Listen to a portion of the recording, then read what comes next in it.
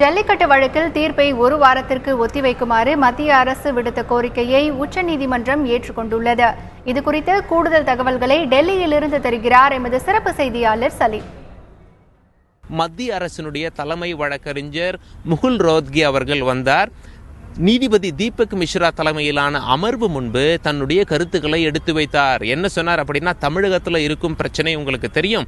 இப்பொழுது மாணவர்கள் மற்றும் பல தரப்பினர் போராட்டத்தில் ஈடுபட்டிருக்காங்க. ஆதலால் ஒரு நல்ல தீர்வு காண்பதற்காக மத்திய மற்றும் மாநில அரசுகள் ஒத்துழைத்து ஒரு தீர்வு கொண்டு வர முயற்சி செய்து கொண்டிருக்கிறார்கள்.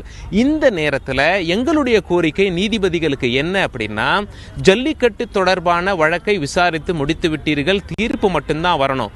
தயவு செய்து ஒரு வாரத்திற்கு அந்த தீர்ப்பை கொடுக்காதீர்கள். தமிழகத்தில் இருக்க நிலை உங்களுக்கு தெரியும் என்றவுடன் நீதிபதியின் முகத்தில் ஒரு புன்னகையை, லேசான புன்னகையை பார்க்க முடிந்தது. புன்னகைத்து விட்டு நீதிபதி சரி, உங்களுடைய கோரிக்கையை ஏற்றுக்கொள்கிறோம் என்று சொன்னதனால் ஜல்லிக்கட்டு தொடர்பான தீர்ப்பு இன்னும் ஒரு வாரத்திற்கு வராது.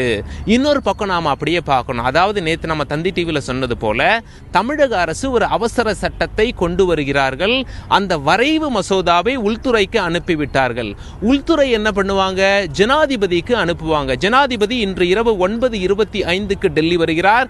9:50 ஜனாதிபதி மாளிகை உள்ளே நுழைந்து விடுவார். இன்று இரவோ அல்லது நாளை காலையோ ஒப்புதல் கொடுத்து விடுவார்.